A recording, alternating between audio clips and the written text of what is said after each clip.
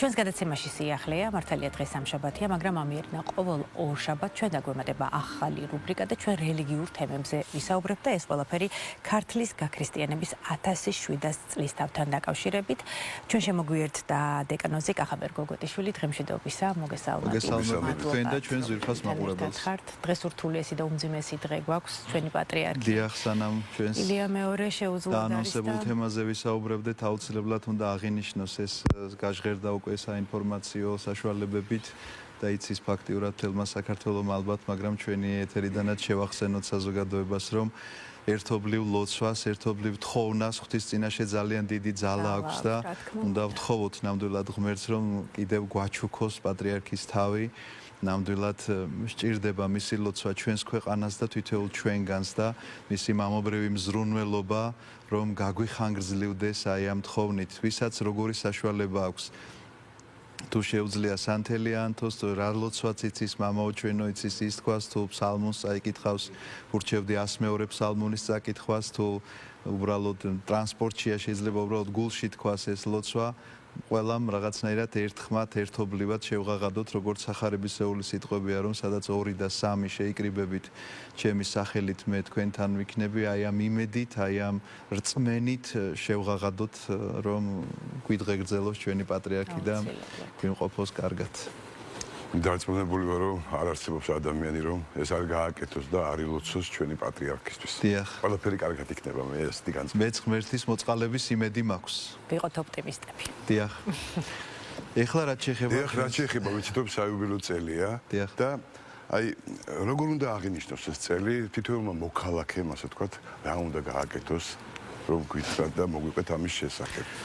ნება მომეცით რომ სანამ უშუალოდ ამ თემაზე გადავიდოდე, მადლიერებით დავიწყო, იმიტომ რომ მადლიერება უპირველესად ალბათ ღმერთს უნდა უთხრათ, რომ ვართ ასეთი ისტორიული მოვლენის მომსწრენი, რომ 1700 წლისთავი ქვეყნის გაქრისტიანებისა, თუმცა კი აქვე ცოტა ქვემოთ ვიტყვი იმის შესახებაც, რომ ქრისტიანული თემები იქამდეც არსებობდა საქართველოში, მაგრამ ოფიციალურად სახელმწიფოებრივად ამისი მტკიცებულება, რომ 326 წელს ქართლი გაქრისტიანდა მეფე დედოფალი მათი ოჯახი და ამის შემდგომ ესე დაიწყო ჩვენი ისტორია, აბსოლუტურად შეიცვალა სხვა მიმართულებით. ამისი 1700 წლის თავის აღნიშვნა მინდა გითხრათ, რომ ბევრ სახელმწიფოს გაუჭირდება თქოს, რომ მსგავსი თარიღების დათვლა შეუძლია. ბევრს კი არა, ალბათ თიჯე ჩამოსათვლელია ესეთი. დიახ, ნამდვილად ასეთი ვითარებაა და ამიტომაც მადლიერება უნდა შევწიროთ ღმერთს პირველ რიგში. მადლიერება უნდა გამოვხატოთ თქვენი ტელევიზიის ხელმძღვანელობის მიმართ, ამის საშუალება მოგვეცა, რომ ეს ყველაფერი ჩვენ საზოგადოებასთან უფრო ახლოს მივიტანოთ, უთხრათ, აუხსნათ, რომ ეს დღესასწაული ერთია, რომ შეიძლება შეგვხვდეს რაღაცა დიდ ბანერზე დაწერილი 1700 წელი ან თქვათ სატელევიზიო რეკლამაში გასული რაღაცა სადღესასწაულო ღონისძიებების შესახებ ანონსი, მაგრამ მეორეა ამის განმარტება, ამის გაშიფრვა აუცილებელია. დიახ, რომ თითოეულმა ჩვენგანმა გაითავისოს, რომ ეს 1700 წელია ერთია, როგორც ისტორიული მოვლენა, მეორეა რაღაცა სადღესასწაულო მისი აღნიშვნა, თქვათ ძალიან ბევრი რამ იგეგმება, ამაზე ჩვენ დაწვრილებით მოგვიწევს საუბარი, რადგანაც ყოველკვირეული რუბრიკა, დღეს აღარ ვიჩქარებ და ყველაფერს ერთად აღარ ვიტყვი, მაგრამ როგორ შეიძლება იყოს თითოეული ჩვენგანი ჩართული, ამის შესახებ ნამდვილად უნდა გითხრათ ორიოდე სიტყვით დღევანდელ გადაცემაში, იმიტომ რომ ეს ვიღაცა შეიძლება ფიქრობს, რომ მე შორს ცხოვრობ სადღაცას თუნდაც საზღვარგარეთ, თუნდაც რაღაც შეიძლება მთის რომელიღაცა სოფელში და შეიძლება დედაქალაქთან ნაკლები აქვს შეხება და ამიტომ ფიქრობს, რომ ეს მხოლოდ აქ ცენტრალურ ადგილას არის ესა ლოკალიზებული რაღაცა ეს დღესასწაულები და მათ არ შეეხებათ. მე მინდა გითხრათ, რომ ერთია ეს გარეგნული რაღაც დღესასწაულო მოწყობა და მეორეა შენი შინაგანი გამოხატულება ამ დღესასწაულისადმი. ჩვენ ძალიან ბევრი ტრადიცია რაღაც არასწორი ფორმით გადმოგვეცა. გულისხმობ, რომ ეს 70 წლიანი ათეისტური პერიოდი საქართველოში მინდა გითხრათ, რომ ბევრი სიმახინჯის მომტანი იყო. მათ შორის იმისა, რომ ადამიანებს რაღაცა ისეთი ტრადიციები ჩაენერგათ, რომელიც აღმოფხვრაც და სწამთ, რომ ეს ასე არის რეალურად. ჩემმა მეგობარმა თქვა, სასულიერო პირმა და აბსოლუტურად ვეთანხმები, უნდა გავიმეორო, რომ ესე იგი ადამიანში აი სულიერი ეგზორციზმი უფრო ადვილია, რომ განდევნო მისგან რაღაცა სულიერი ბოროტება, რომელიც შეიძლება მას ტანჯავსჯეს, ეს უფრო ადვილია, იმიტომ რომ ამას საეკლესიო ღვთისმსახურებით აღასრულებს მღვდელმოქმედი, მაგრამ იდეოლოგიური ეს ჩაბუდებული მასში იდეოლოგია ძალიან ძნელი გასადევნია, იმიტომ რომ შეიძლება გითხრას, რომ აი ბებო ასე შვებოდა, ბებო ასე აკეთებდა, ბაბუა ჩემი ან პაპა ჩემი თქვათ ასე იქცეოდა და ამისი აღმოფხრა რომ ეს თქვათ მთლად ეს სწორი არ იყო და ადვილი არ იქნება რა თქმა უნდა. ყველაზე თვალში საცემი რომელიც შენიშვნა გექნებათ, რა შეცდომებს უშვებს ერიასე ზოგადად. აი რა მაგალითი გაგონდებათ ახლა? აუცილებლად გეტყვით ამ მაგალითებსაც, ჩამოვთვლი უბრალოდ დავასრულებ ამას და გეტყვით რას, რომ აი ამ იდეოლოგიის აღმოფხრა იქნება ალბათ ყველაზე კარგი, რომ ამ 1700 წელს ჩვენ შევძლოთ და სწორი მიმართულებით. აი ეკლესიის ხმას მოусმინოთ, რომ რა არის ნამდვილი რწმენა, რა არის ნამდვილი ქრისტიანობა და როგორ შეიძლება მე ერთი უბრალო მოქალაქე მთაში ვცხოვრობ, ბარში, საქართველოს გარეთ თუ დედაქალაქში შევძლო ამ ღონისძიებებში მონაწილეობის მიღება. ეს გახლავთ ჩემი პირადი დამოკიდებულება ამ თქვათ როგორც რიგითი მოქალაქისა, რომ ვღებულობ ამ ყოველივეში მონაწილეობას ასე, რომ გადავდგამ რაღაცა ნაბიჯს სულიერების განვითარების მიზნით. რა ნაბიჯი შეიძლება იყოს ეს? მაგალითისთვის შემიძლია დავასახელო, რომ თუ მარხვა არ შემინახავს არასდროს, დავიწყებ მარხვის შენახვას. თუ ლოცვა არ წამიკითხავს არასდროს, დავიწყებ ლოცვის კითხვას. ეკლესიაში აღსარება არ მithქვამს, ვიტყვი აღსარებას. სახარება არასდროს არ გადამიშლია, გავეცნობი სახარებას, იმიტომ რომ ვამაყობდი 1700 წლისთავით, მაგრამ არ მესმოდეს ქრისტიანობის აზრი, ვამბობდი რომ ქრისტიანობის 1700 წლისთავ რაღაცა გულზე ჯიღის ცემა იყოს მხოლოდ გამოხატული და არანაირად შინაგანი განცდა არ მქონდეს მე ამ დღესასწაულისა, არაფრით არ შეიძლება და შინაგანი განცდა სწორედ ამით უნდა დაიწყო, რომ რაც არ გამიკეთებია აქამდე ის უნდა გავაკეთო. ან თუ ვაკეთებდი ბატონო, ვკითხულობდი სახარებას, ახლა შემდეგი ნაბიჯი უნდა გადავდგა, რომ ამ სახარების არა მარტო შინაარსით უნდა დავკმაყოფილდე, ცოტა მეტი სიღრმე მჭირდება მის გასაგებად და ჩემს ცხოვრებაში გასატარებლად, რომ ჩემთვის თუ მხოლოდ რაღაცა ტრაფარეტული სიტყვები იყო იქ, რომ ჩამოწერილია რაღაცა ან მცნება, ან ქრისტეს მიერ წარმოთქმული ქადაგება, რომ ნეტარ არიან გლახაკნის სულითა, ეს თუ მხოლოდ რაღაცა გაგონილი მქონდა, ეხლა ცხოვრებაში როგორ განვახორციელო ეს ყველაფერი, სწორედ ამისი დრო დაგვიდგა, მე ასე ვფიქრობ, იმიტომ რომ აღარ არის ბატონო ათეისტური აღარც არავინ აღარ გდევნის შენ სარწმუნოების გამო და სწორედ ეს ცვლილება, სწორედ ეს შემოტრიალება უნდა მოიტანოს ამ 1700 წლისთავის აღნიშვნამ, რომ არ დარჩეს ეს მხოლოდ ბანერებზე დაწერილი 1700 წელი, ჩვენი სიამაყით სავსე სახეები და არანაირი შინაგანი ცვლილება. ასე რომ მე ვფიქრობ, რომ თითოეულმა მოქალაქემ ასე უნდა მიიღოს ამაში მონაწილეობა, ვისაც როგორ შეუძლია ისე გადადგას შემდგომი ნაბიჯი სულიერების განვითარებაში. და ეს ძალიან მნიშვნელოვანი იქნება. დასმულ კითხვაზე ახლა გიპასუხებთ აუცილებლად, რომ ძალიან ბევრი რაღაცა მანკიერი შეიძლება თვისება შეიძილოს ადამიანმა, როდესაც მას ის არ უსმენს ეკლესიის ხმას და რაღაცა თვითრჯულობას უწოდებს ხოლმე ამას. ეკლესია თვითონ გამოაქვს დასკვნები. მიმართებაში თუნდაც მარხვასთან, მიმართებაში ლოცვასთან, რაღაცა როგორ შეიძლება ვთქვათ, რომ ლოცვა ცუდია, ან მარხვა ცუდია, მაგრამ თუ ესე იგი ან ლოცვა, ან მარხვა, ან ნებისმიერი საეკლესიო საიდუმლოება შენთვის გადაიქცევა მიზნად და არა საშუალებად, ეს უკვე დანაშაულია. ამიტომაც ჩვენ უნდა ვუთხრათ მათ, რომ ეს არ არის მიზანი, ეს არის საშუალება, რომ შენ სულიერად გაიზარდო. და აი ამ ტრადიციებს უნდა ვებრძოლოთ ჩვენში ჩაბუდებულ რაღაცა შეიძლება ითქვას ვადა გასულ უკვე ტრადიციებს, რომლის გამოც ადამიანი შეიძლება გონია რომ წეღან ვახსენე რომ გადადგას ეს ნაბიჯი თუ არ უმარხულია და იმარხულოს რომ მარხვა არ არის მხოლოდ გასტრონომიული პროცესი და ამაზე მეტი სულიერი ფიქრები სჭირდება მას, არც ლოცვა არის მხოლოდ ის რომ ტექსტის კარგი გამართულად წაკითხვა შეგიძლია დაწერილი ტექსტისა, არამედ ეს შენი შინაგანი მდგომარეობა უნდა იყოს, გონებასა და გულში უნდა ატარებდეს ამას ადამიანი და ამას ჩვენ დაწვრილებით მოგვეცემა ღვთისწყალობით იმედია საშუალება რომ უფრო მეტი ვთქვათ ამის შესახებ, ისევე როგორც სახარებისეულ კითხვაზე კითხარი თუ ვინმე კითხულობდა მეტი სიღრმე შესძინოს ამას და და ასე შემდგომ რომ არ დარჩეს ეს რაღაცა ზედაპირული და კიდევ ერთი ძალიან მთავარი რამ როგორც შეიძლება მივიღოთ მონაწილეობა კვლავ ამ დღესასწაულში რა შეიძლება გავაკეთოთ.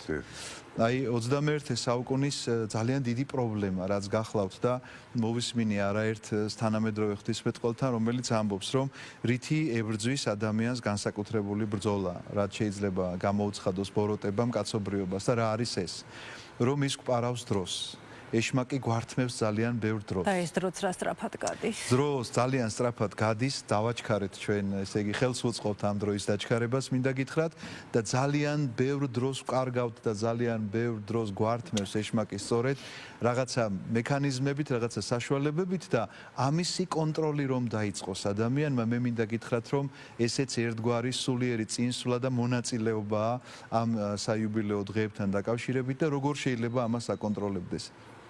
რაც არ გზრდის ადამიანს შეიძლება ეს ყველაფერი ნელ-ნელა რაღაცნაირად აღკვეთო თუნდაც ზედმეტი ინფორმაციები რომლებიც არაფერში არ გჭირდება და არც არასდროს არ გამოგადგება აღკვეთო შეიძლება შენ ცხოვრებაში ისეთი რამ რაც არ ემსახურება რაღაცა ქვეყნის ეკლესიის შენ სულიერ კეთილდღეობას და ნუ იქნები ყველაფრის ექსპერტი იმიტომ რომ ჩვენი თანამედროვე ახლა საზოგადოება სწორედ ესე არის ამ სოციალური ქსელებიდან გამომდინარე რომ ყველაფრის ექსპერტია არ ქონია თქვა პოლიტიკური განათლება მაგრამ პოლიტიკურ შეფასებას იძლევა არა აქვს ღვთისმეტყველო განათლება მაგრამ ეკლესიას მიუთითებს თუ როგორ უნდა გადადგა შემდგომი ნაბიჯები და ასე შემდგომ და აი თუნდაც ამას რომ აღკვეთს ადამიანი მე მინდა გითხრათ რომ ესეც მარხვის ერთგვარი სახეა რომ მხოლოდ გასტრონომიაზე არ ვისაუბროთ ესეც გარკვეული სახეა რომ ადამიანი უფრო ღრმად იწყებს ფიქრს და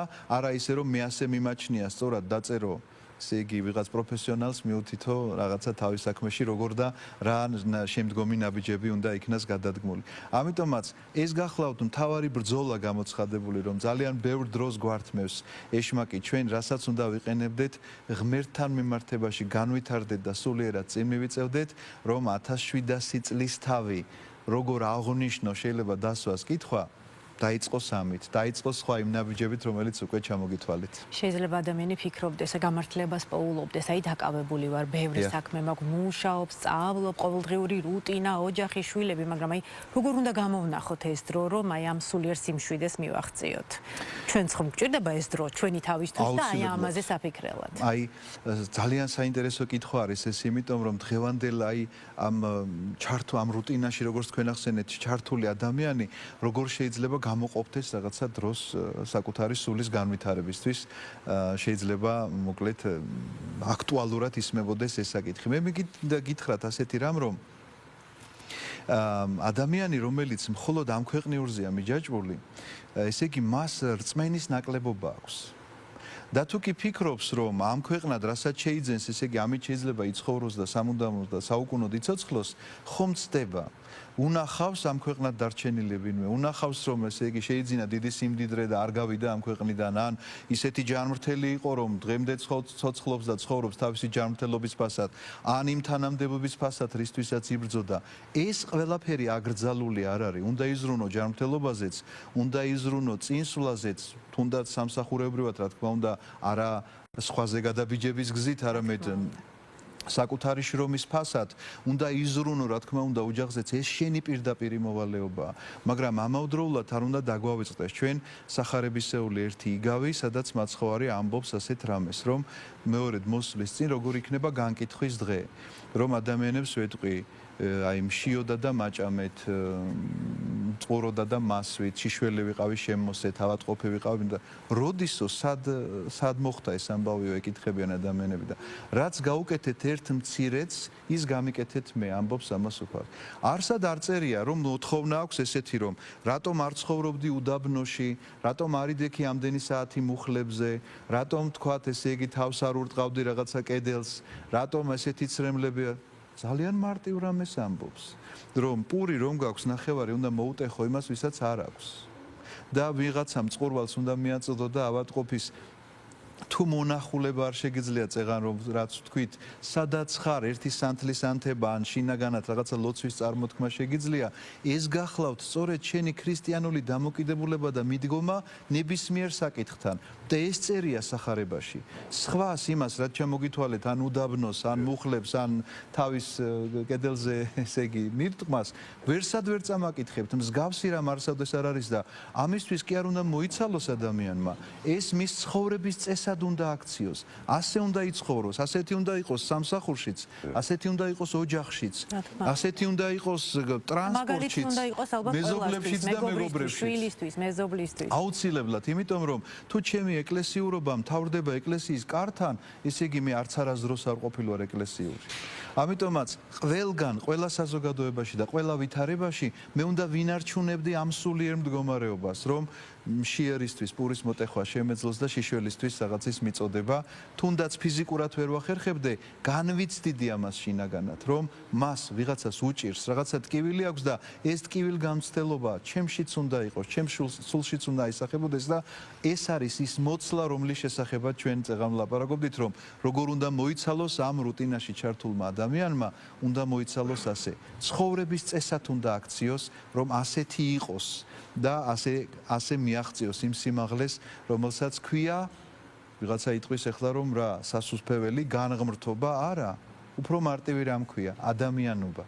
ეს ჩვენი ჯვარია, ჩვენ ადამიანები დაგვარქვა ღმერთმა და უნდა ვიყოთ ადამიანები. საინტერესოა. მამა, ასეთი კითხვა მექნება, რახან ჩვენ დავიწყოთ ასეთი ყოველკვირეული რუბრიკა. აი, სულ-სულთავიდან დავიწყოთ. ყველა ადამიანს აქვს საკუთარი კუთხე, სადაც ლოცულობს და აქვს თავისი ხატები, სანთელი, სადაც სანთებს აი თქვენ ხშირად ახსენებთ, რომ უნდა დავანთოთ სანთელი და ვიფიქროთ, ვიზრუნოთ ამ ყველაფერზე.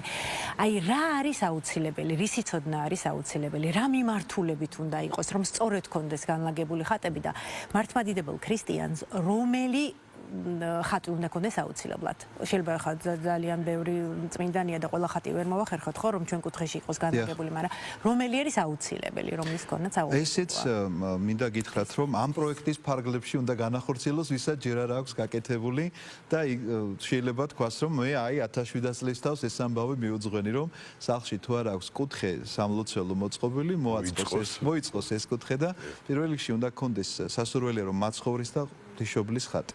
სხვა დანარჩენი შეიძლება თვითონ გადაწყვიტოს, რომ თქვა სახელობითი ხატი, ახლა დავითი ქვია და დავითის ხატი და ქეთევანი. ეს უკვე მისი პირადული იქნება, რა თქმა უნდა, და ან შეიძლება ვინმე მაჩუქოს რაღაც ხატი და იქ მიუჩინოს ადგილი, მაგრამ ყოველ შემთხვევაში მაცხოვრისა და ღვთისმშობლის ხატი ეს არის ის აუცილებელი, რაც შეიძლება მას კონდეს, სადაც ამ კუთხეში თქვა სანთლის ანთება შეძლებს.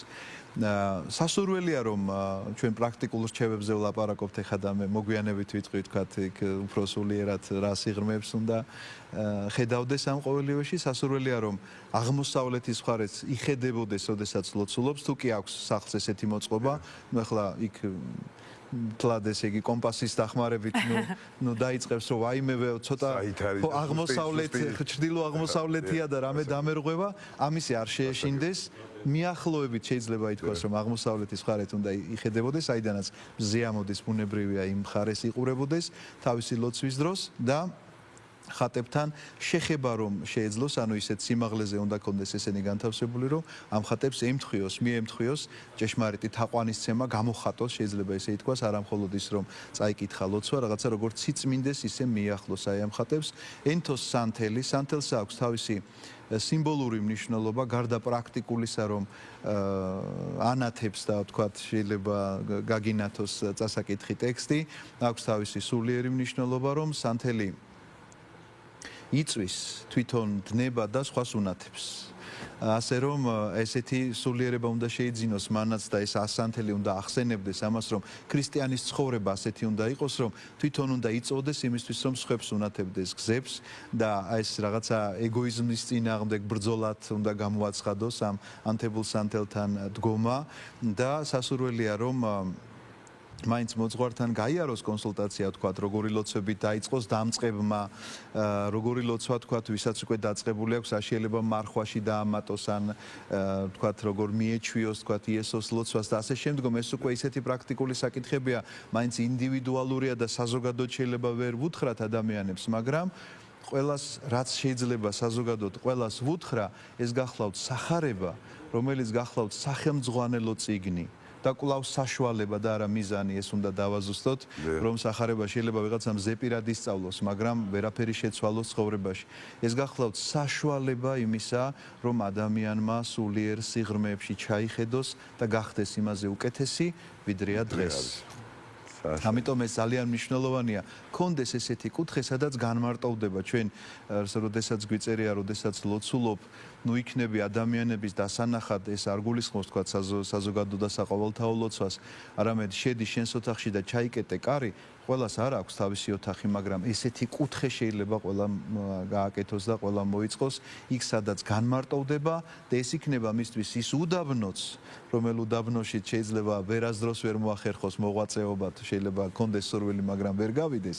ეს იქნება მისთვის ის სიმყუდროვე, სადაც გამონახავს ისეთ დროს, რომ სახლში თუთიყუში ყავს თუ ლეკვი, იმათაც კი რო ძინავთ, რომ არანაირმა ხმაურმა არ შეაკრთოს მისი ლოცვა და დადგება იმ დროს წყნარად და მშვიდად და მოახერხებს ანთებულ სანთელთან წარმოთქვას ლოცვა თავისი სულის საცხოვნებლად და ქვეყნის საკეთილდღეოდ.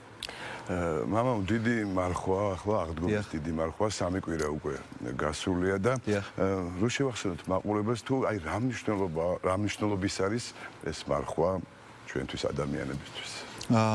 ძალიან მნიშვნელოვანი საკითხია ეს და აუცილებლად უნდა გვეთქვა მადლობა რომ შემახსენეთ რომ ამ მარხვის პერიოდში ვიმყოფებით და რაღაცნაირად შეიძლება ადამიანი ყოველთვის ფიქრობს რომ მარხვა მხოლოდ გასტრონომიული პროცესია და ფიქრობს რომ რაღაცნაირად აი მუცელი უნდა ამარხულოს უკაცრავად ესეთი პირდაპირობისთვის, მაგრამ ჩვენ გვავიზდება ერთი რამ რომ მარხვა უნდა იყოს გონებიდან და არა მუცლიდან. გონება უნდა მართავდეს ამ პროცესებს, იმიტომ რომ რაღაცა ფიზიკური უძლურების გამო ადამიანი შეიძლება მიეცეს კურთხევა და შეიძლება ჩვეულებრივი ხორციანი საკვებითაც იკვებებოდეს, მაგრამ მარხვაზე იყოს. მარხვაზე იყოს თავისი შემეცნებით, თავისი გონებით, თავისი ფიქრებით მარხულობდეს ადამიანი და რა არის ესეთი სწორი მარხვა, რომელიც აკონტროლებს ამ შემთხვევაში ამ გასტრონომიასაც და აკონტროლებს სხვა. ეს არის ფიქრი, მეტანოია შეიძლება ასეთი ტერმინი გაგონილი გაქვთ, მეტანიას ვეძახით ჩვენ და მეტანია დავარქვით ესე იგი მდგომარეობას, მოქმედებას, რომელიც არის რომ დაიჩოქებს ადამიანი თავს მიწამდე დახრის და ფეხზე წამოდგება.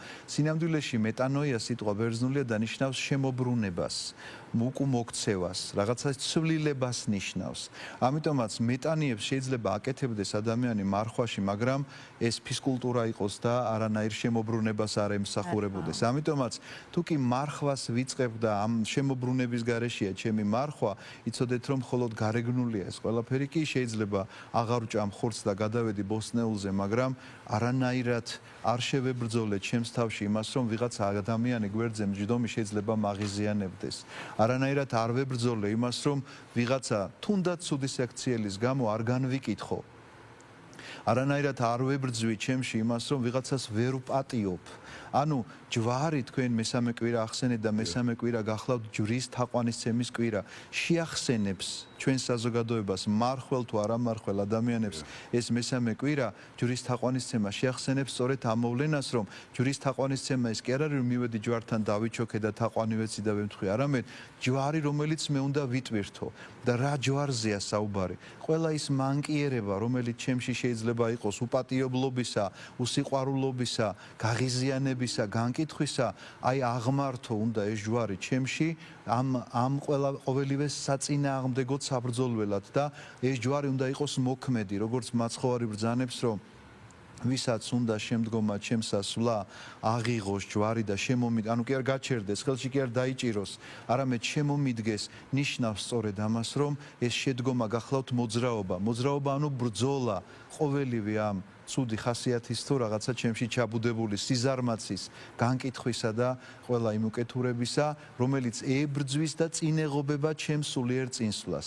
აი ეს გახლავთ პირველ რიგში მარხვა და ეს გახლავთ გონიერი მარხვა, ეს გახლავთ გულისმიერი მარხვა, შეიძლება ასე ითქვას, და არა გარეგნული, რომელიც შეიძლება გადამექცეს დიეტად, ისევე როგორც მეტანია ფიზკულტურად. ამიტომ ეს ესე რომ არ მოხდეს, მეტანია უნდა იყოს ნამდვილი შემოbrunება, ახალი ცხოვრების დასაწყისი და მარხვა უნდა იყოს ჩემთვის ამ სულიერი წინსვლის, ამ ჯვრის ტვირთვის დღეები და ასე უნდა გავატაროთ და ასე უნდა შევეგებოთ აღდგომის დღესასწაულს. ჩვენც ბევრი ადამიანი თქვენთან ერთად ახალ ცხოვრებას დავიწყებთ ახალ რუბრიკასთან ერთად. უნდა ვეცადოთ ყოველ შემთხვევაში, უნდა ვეცადოთ. უღრმესი მადლობა საჭირო ინფორმაციისთვის. ჩვენი ეთერი გრძელდება, თუმცა სანამ დაგებშეთ. კიდევ ერთხელ რომ გავაჟღეროთ, თუ შეიძლება იქნებ ვინმე გვიან შემოგვიერთა რა თქმა უნდა, ასე მინდოდა და მარიცის ჩვენი უწმინდესი, რადგანაც შეუძლოდ ბრძანდება მთელ საქართველოს, მე ახლა ვიტყვი ამ გავბედავ ამის თქმას, რომ მთელ საქართველოს მოგიწოდებთ, გთხოვთ უფრო სწორად, რომ იქნებ გავერთიანდეთ ერთიანი ლოცვით და წარმოვთქვათ ლოცვები, რომლებიც შეგვიძლია, რომლებიც ვიცით, რომლებიც გვახსოვს, ავანთოთ თითო სანთელი და შევთხოვოთ მისი ჯანმრთელობა, რომ ღმერთმა ცოტა ხანი კიდევ გვაჩუქოს მისი თავი. რა თქმა უნდა, ველოცოთ პატრიარქის ჯანმრთელობაზე.